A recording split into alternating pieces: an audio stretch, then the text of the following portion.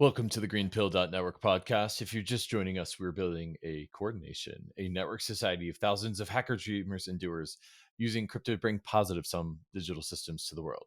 This podcast features the people who are doing it, and we publish a season of 5 to 10 episodes every couple months. This season is Lean Mean Capital Allocation Machines. Capital allocation is the process of deciding how to spend or invest financial resources to maximize returns. With Web3, we can maximize not just financial returns, but achieve impact equals profit, achieve public goods funding, achieve ecosystem growth, and achieve protopia. So, how can we build the crypto economic systems that precisely allocate capital at scale? What are the coolest experiments? These are the themes of Greenpill Season 4 Lead Mean Capital Allocation Machines. My guest today does not disappoint. Their name is Lana Dingwall. Lana is a consultant specializing in partnerships at the Glow Foundation. They also support grants at Charmverse and serve at the Gitcoin Community Grants Council. Lana is also a contributor at the GreenPill Network and a council member at Octant, as well as an ambassador and a delegate for Unlock Protocol. Lana draws on a rich background as a seasoned DAO contributor and community builder, and they offer deep experience in governance systems and network development. Committed to addressing global challenges, Lana advocates for collaborative solutions that promote collective thriving. All right. What a bio. Lana is in a bunch of different great regen projects. And I think that Lana is perfectly positioned to tell us about the Onchain Impact Networks book, which is a book written by Lana and the Greenpill Writers Guild. So this is a project that's all about all the projects that are regenerating the world in crypto.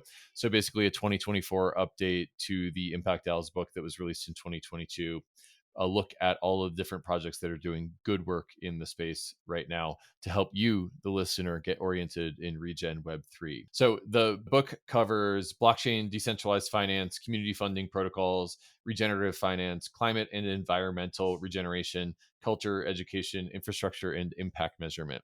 So those are the categories that are active for us in this conversation and in 2024 as we cartography the design space of Regen Web 3.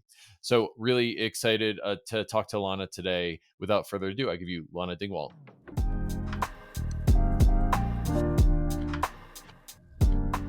Hey Lana, what's up? How you doing? I'm good. How are you? Pretty good. Excited about on-chain impact networks. Tell me about this book that you and the Greenpill Writers Guild have been working on. Yes.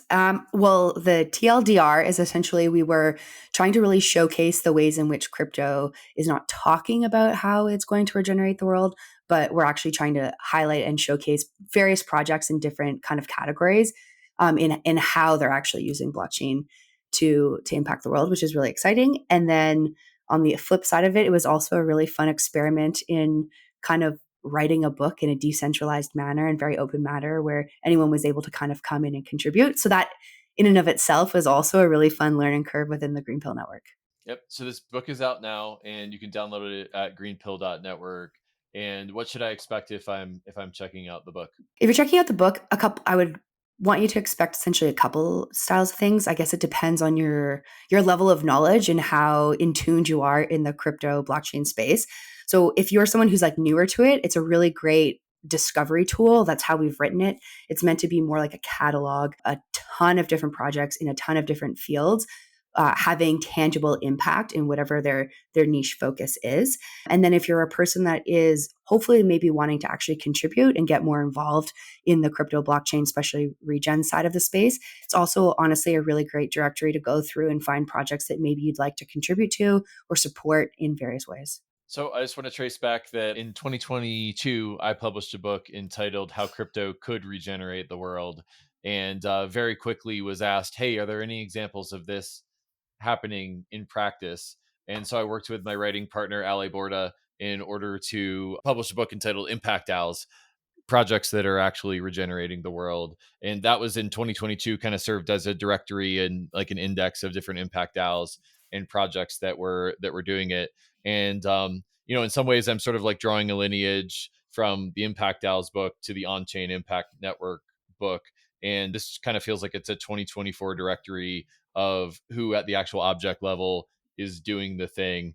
And I'll say there's like a fun rhyme between Greenpill, how crypto could regenerate the world, and the subtitle of your book is how crypto is regenerating the world. So we're going from could to is, and actually examples in progress there, which I think is cool.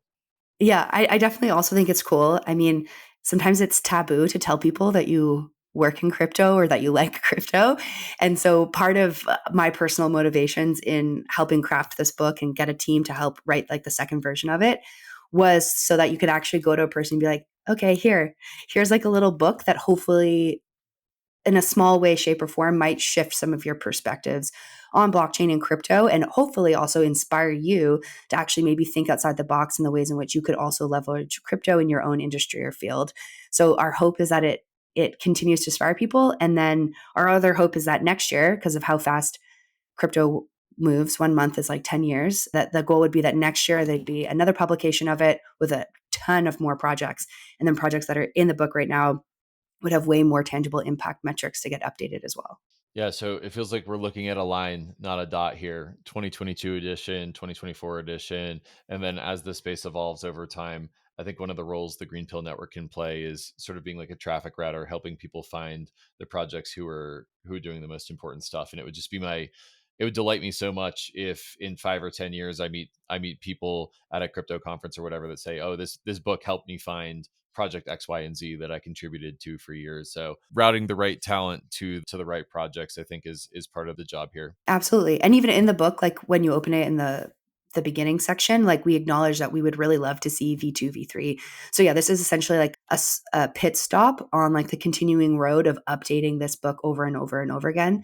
As you kind of already mentioned, like you helped craft V1. We're calling it V1, but yours was titled Impact DAOs. And so this is essentially V2. And our hope is that, you know, even if you're listening to this and you read it and you're like, oh my gosh, there's so many projects in it that should have been included that aren't, please let us know. We can start crafting V3. And I think the goal is to also like let other people kind of step up and contribute in terms of not just obviously like writing the next versions and various kinds of versions. Because even for us, while we were doing it, we have a ton of categories. So we've got like decentralized science, community funding, regenerative finance, climate and environmental regeneration, culture, education, infrastructure, and impact measurement. And honestly, every single category could be a book in and of itself.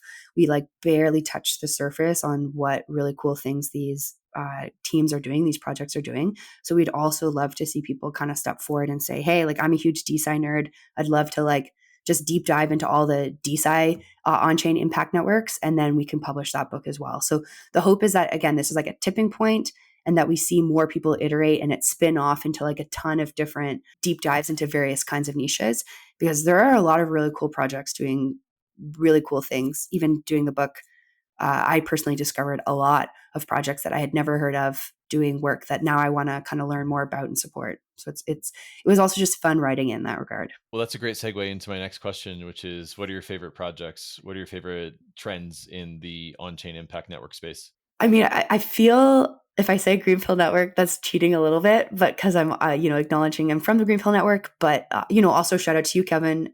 Like GreenPilled the book is actually part of what got me really excited about crypto, and I started to learn more about DeSci, Gitcoin, a bunch of other things. That kind of sent me personally down the rabbit hole a couple of years ago. So I always appreciate everything that GreenPill kind of pushes out, and why I want to contribute to it. I also really appreciate projects like Glow Dollar Foundation. So disclosure, I'm now like doing some partnership work with them. But when I wrote the book, I wasn't, or helped. Helped write their section. I wasn't, and I think it was also like for me personally, like a cool discovery tool in seeing how people are experimenting with ways to fund public goods using on-chain tools and systems. And then I really like Athena DAO. I think a lot of the stuff that they're doing in trying to help fund women's health initiatives and kind of help promote research. And they're part of like a larger kind of DeSci ecosystem that's doing a lot of really, really cool stuff, which you often don't think about. I think when you think about crypto and blockchain, you don't think about science automatically, you think about finance. And so the DeSci space is doing some really, really cool things. And then just projects like Sylvie Protocol that are essentially it's a protocol that helps with tree planting and like carbon credit tracking, but their whole system for like how they deploy funds, how they have proof of like the not just the trees being planted, but actually like reward people for the trees to mature and live like long term. There's just a lot of cool ways in which they're using crypto and like location deep in services to essentially verify things, send out payments, and that it's actually quite popular in like the global south areas. So there's just a ton of projects. I could probably just talk about every one in the book, but we'd be here for way longer than we're supposed to be. Right. So read the book if you actually want to get a sense of the projects that are doing this work. Um, Exactly. Great. I was just going to say, like, even I know like the book's like 100 pages. If it feels too intimidating, honestly, I would just like pick a category that you're interested in and read about that category first. And then, like slowly go through the rest of it. Like you don't have to feel like you have to sit and read it like cover to cover. It is meant to be something where if yeah, just like hop in wherever you feel you might want to learn more. I'm wondering if you could tell me about the reception of the book so far. So you all launched it at ETHCC at the Regen Village, and what has the response been so far? And what kind of responses are you looking to hear from people if they're listening to the episode and they have feedback? So far, we've had mostly only heard of positive responses. I think that the biggest piece of feedback we've just gotten is thank you. Like, thank you for writing it. Thank you for including our project. Thank you for highlighting what we're doing. Or thank you for creating this like more accessible directory where we can essentially go and kind of deep dive into all of the various regenerative projects. Also, it's like a tool, again, where you can like send it to people. If people have really not so nice views about crypto, you can send them this to help them just kind of look through the ways in which it's having positive impact. And so, yeah, so far it's been largely positive. And then again, a lot of feedback in terms of, oh, you should include this project next time, or you could do this next time. So again, a lot of my like call to action to people is to essentially help us keep writing like the continuing versions moving forward as well. Because again, it's meant to be more like a living document. It's just hard to have like a living document in physical print, but we're gonna just keep publishing more and more. I'm wondering if you could tell me a little bit about the organization behind this book. So obviously this podcast is called the GreenPill Network podcast, and there's now a dev guild and there's a writers guild and there's a Discord server and a governance forum. This book was actually written by the Greenpill Writers Guild. So maybe we'll start by just shouting out the people who wrote the book with you. But then from there, I'd love to zoom out and take a look at the whole Greenpill network together, because I'm not sure that listeners know about it. So maybe we Yeah. start with who's on the Writers Guild, and let's just give them a shout out for being your co-conspirators on the book. Yes, exactly. I'm going to read right from the book to make sure I don't miss anyone. But want to give a huge shout out to Riley, who was our main editor. She read the book like back and forth. I think she edited it like 10 plus different times. So massive shout out to Riley. It's why it looks so nice and polished. Our writers were Sarah, Kate, Prince, myself, Trinity, Matt, Anthony, Rain, Huey. Our designers who are really awesome and did personally, like I think, an incredible job were Anthony, Ashna, and Sarah. And also shout out to Sarah because she's not actually a designer. We just needed to really get the book published at the end. And so she jumped in and taught herself how to use Figma so that we could actually like get the designer piece through faster so we could hit our publishing deadline. Myself and Izzy were the project leads. And so just special like thank you to everyone. And we give a shout out to you, Kevin, and a shout out to Sejal as well, who helped kind of create the inception of this book and the Greenpill Network in general. And so just shout out to everyone who contributed on this book, whether you were like a researcher or a writer or an editor or one of our designers. It was definitely a collaborative project. It would have been really hard for one person to pump this out. We decided to write it right after ETH Denver, and then we published it at ETHCC. So we had just a little over like 2.5 months to kind of start the project, complete it, and have everything ready for print so that we could actually hand out some of the books. So thank you to everyone. And we all kind of fall under the umbrella of the Writers Guild. And the idea is that the Greenpill Network, the community component, when it first was created by Sejal, the idea was for it to have a bunch of like localized hubs. And we still have localized hubs. I run the Ottawa chapter, and that's actually how I got involved with Greenpill. But as we started to kind of progress in the network, we realized, okay, there's people who maybe are very like they move around a lot, or they live in an area where they can't really be a part of a local chapter, or they don't want to be part of a local chapter because there isn't one there and they have to start and it's a lot of work. So we want to try and find more ways for people to contribute to the network. And so the Writers Guild kind of came out of that. And so how it works, and if you're listening and you're interested in you love writing and you want to participate, you just join Discord, join our Writers Guild channel. And essentially whenever we have writing projects, we just put it out, open calls are scheduled on our calendar. You can hop in. And the process was very chaotic, but like a fun chaos, which is part of, I think what you have to embrace when you work in a network. And so we just threw up an Excel sheet with calls and said, hey, if you want to contribute, here's the TDL on what we're doing. Here's how much work it's going to be. It's going to be a lot of work. So just only commit to it if you can actually see the work through, because it's a lot harder to, I think, clean up people's work than it is to just not have them there. So we had a really solid team of people who committed. About, I think there was 12 of us in the end. And the process was just like having weekly calls, trying to keep us all on a timeline, reviewing each other's work, having like a general working doc, assigning projects to people. So even that in of itself was a really interesting way to create the book. And it was a really interesting way to also, I think, it was the biggest project that the Writers Guild has ever done. But it was cool. We had people from all over the world contributing. I would say half the people on the project were not native English speakers. So that was also like a really cool and interesting way to like integrate and have people from all over work, and just overarchingly like really proud of what everyone did. Yeah, you love to see it. I think that one of the things that we've learned about Web3 is that it's more fun to do it in multiplayer.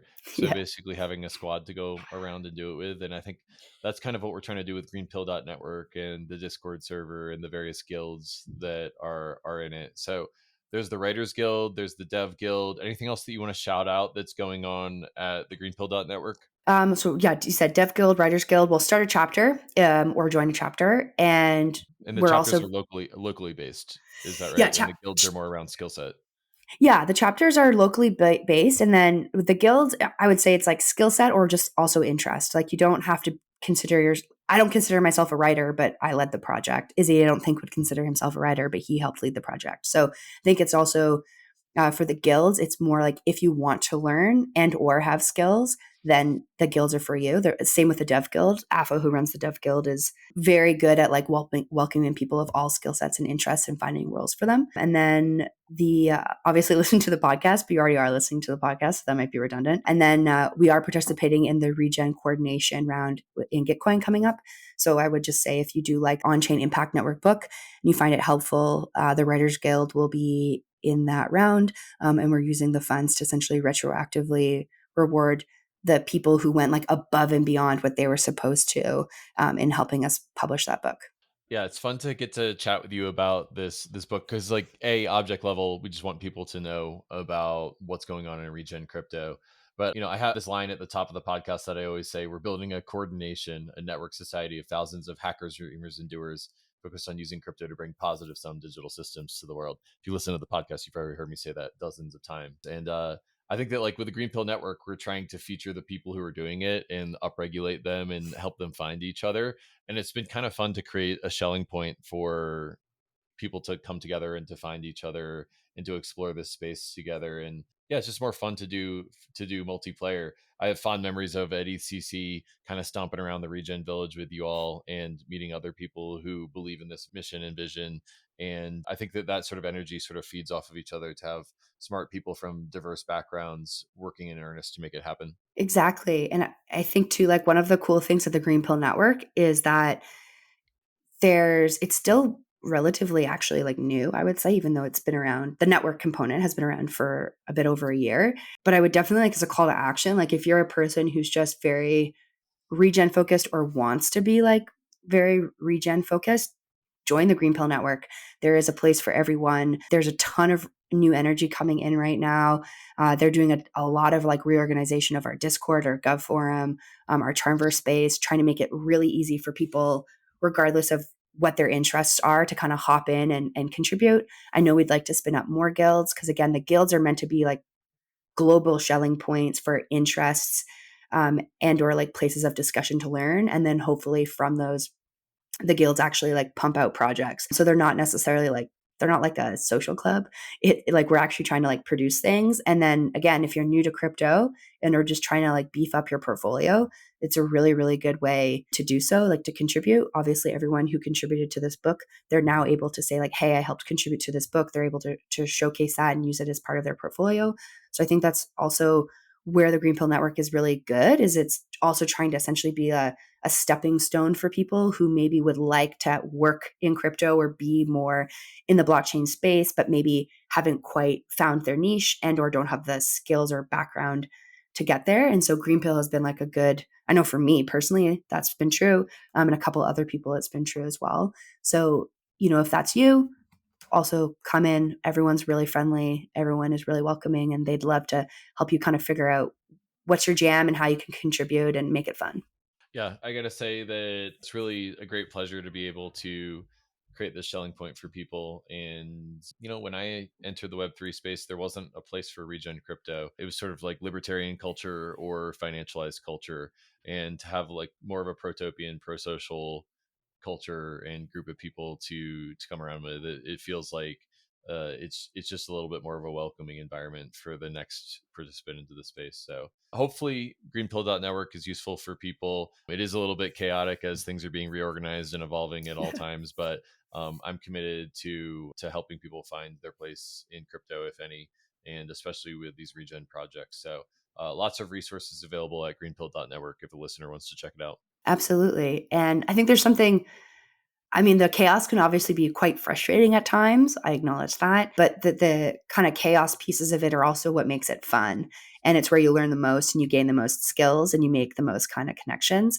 And I think the fun part, at least for me, with the regenerative parts of crypto and blockchain, like I'm a degen at heart. I'm a full like half degen, half regen. The regenerative stuff is just consistently, energetically very easy to get behind and to want to continue to contribute to. It essentially exists outside of like the market cycles of the highs and lows of whatever tokens you've invested in or doing or any of that kind of stuff.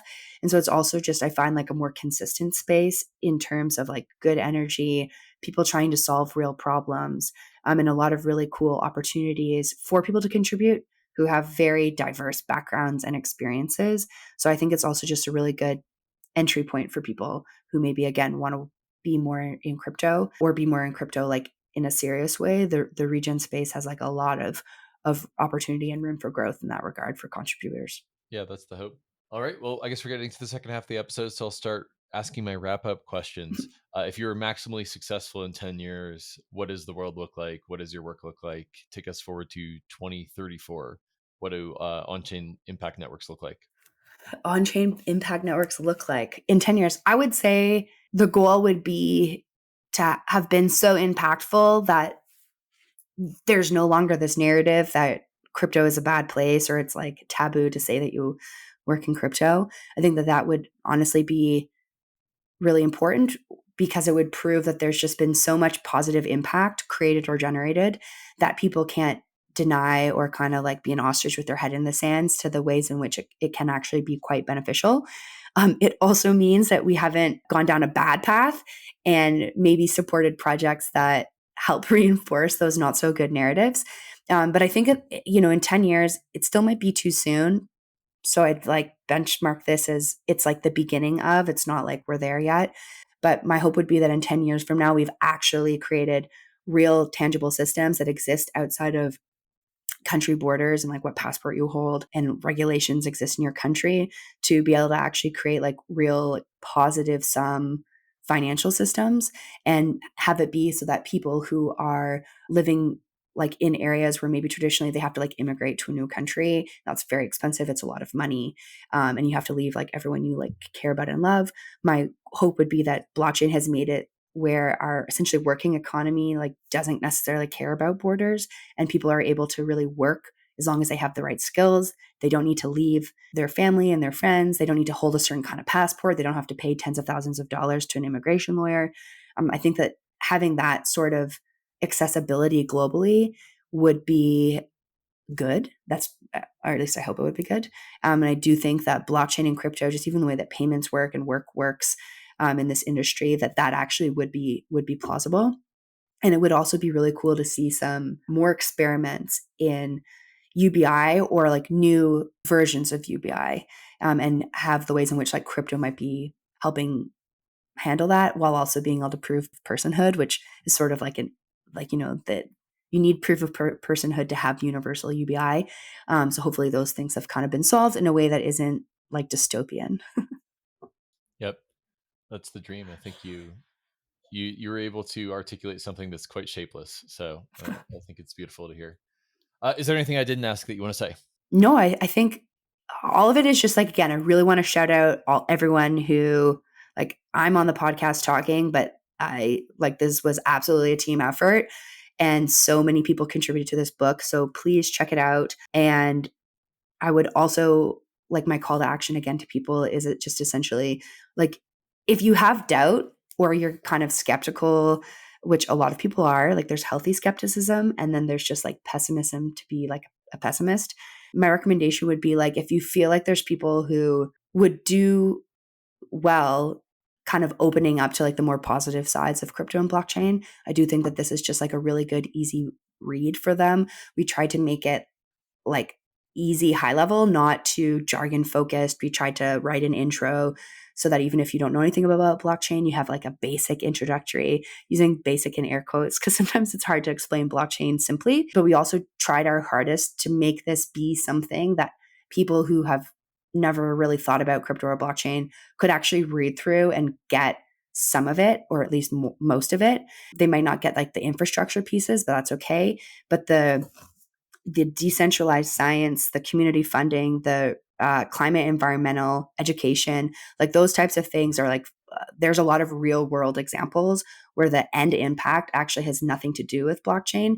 Blockchain's just like what helps deliver the tools needed to create the impact. So it's definitely also not a book that's just like all about crypto and for crypto.